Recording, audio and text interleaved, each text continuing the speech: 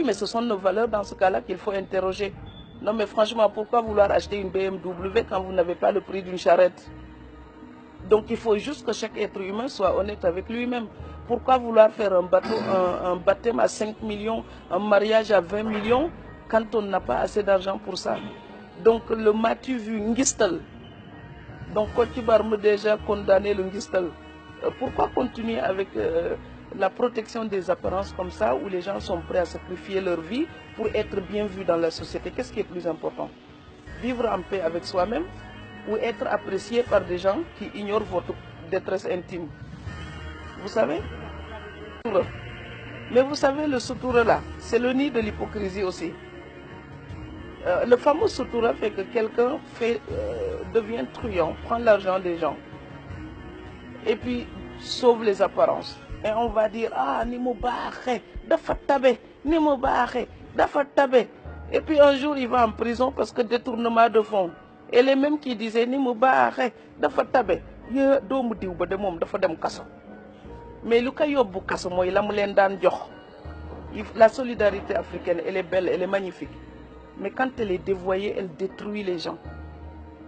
Et je voulais aussi parler d'ici de la relation des immigrés, puisque vous m'avez dit j'ai écrit là-dessus. Oui, 3 livres là-dessus.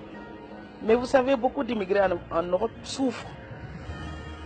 Parce qu'on se demande parfois si la famille les aime vraiment. C'est que du matériel, matériel, matériel. Les gens appellent uniquement pour demander des Western Union. Je voulais lancer un appel à toute l'Afrique. Oui, il faut appeler parfois les immigrés juste pour leur demander comment ils vont. Voilà. Êtes-vous en bonne santé? Comment ça va? Est-ce que le moral, ça va? Juste ces questions-là. Mais à un moment donné, les gens là, ils ont peur quand ils voient 00221. Donc vous croyez qu'ils travaillent, ils ne décrochent pas. C'est qu'ils ne veulent plus décrocher, ils en ont marre. Il faut le dire à notre société. Moi je le dis, hein, ça ne me coûte rien, c'est la vérité. Donc j'ai vu quand j'avais pas un centime, ma maison était vide. Donc maintenant quand on travaille, les gens ils viennent. Donc on a besoin des gens quand ça va, mais on a aussi besoin d'eux quand ça ne va pas. Alors que quand vous êtes en Europe, les gens pensent que comme vous habitez un pays riche, vous êtes riche. Mais non. Ce n'est pas parce qu'on est à Sandaga que tout ce qui est à Sandaga vous appartient. Et il faut que nos parents immigrés aussi aient le courage de dire la vérité ici. Donc ce n'est pas la peine de s'endetter pour venir ici en vacances, faire le show et puis rentrer manger des patates pour tout l'hiver, quoi. Non, mais il faut être honnête des deux côtés. Oui, ce sont les mêmes thématiques, ce sont les mêmes questions qui me mobilisent. Mais c'est aussi mon propre pays. Donc ce que je dis, si d'autres me soutiennent, j'aimerais aussi que ce soit entendu par mes frères et sœurs d'ici. J'aimerais bien que les lycéens, par exemple, au Sénégal, puissent se dire, oh, si elle a étudié jusqu'à ce niveau-là, moi aussi je peux le faire ou je peux faire plus. Parce que l'époque s'améliore. Donc je voudrais qu'on lutte contre la désespérance. Il faut arrêter de dire que tout va mal. Parfois, souvent ici, les gens ils disent, je ne peux pas continuer les études parce que je n'ai pas les moyens. Hey, ça c'est du n'importe quoi. Franchement, même en Europe, même en Amérique, il y a des étudiants qui travaillent chez McDonald's pour payer leurs études. Donc je n'ai pas les moyens, ce n'est pas une raison d'arrêter les études. Et je pense que je suis très bien placé pour le dire. J'ai gagné mon premier salaire, j'avais 12 ans et demi, c'était à Banjul, Mbindan. Voilà, et je l'ai fait à Dakar, je l'ai fait ici, je l'ai fait à Strasbourg. Il faut que les gens déplacent la fierté. La fierté, ce n'est pas avoir les mains propres et réclamer de quoi vivre aux autres. La fierté, c'est transpirer pour faire fleurir sa propre vie. Et au Sénégal, on a parfois des fiertés mal placées. Donc, je suis désolée de dire ça. Ils vont peut-être m'insulter, mais je suis sénégalaise aussi et je peux le dire.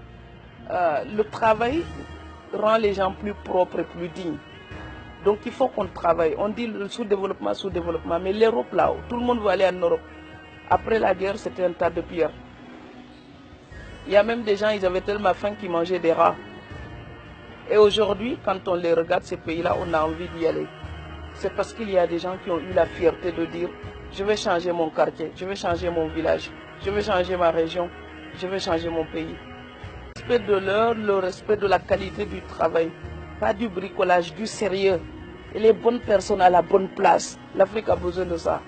Et c'est pareil dans tous les pays africains. Il faut une révolution des mentalités. La bonne personne à la bonne place et le travail sera fait. Et s'il n'est pas fait, on le dégage, on met quelqu'un d'autre sans état d'âme. Mais ici, quand on veut dégager quelqu'un, vous avez toute une tribu entière pour dire non. Donc, à un moment donné, sa place. C'est comme ça que le monde se développe. Et tant que l'Afrique ne fera pas la même chose, elle restera stagnante.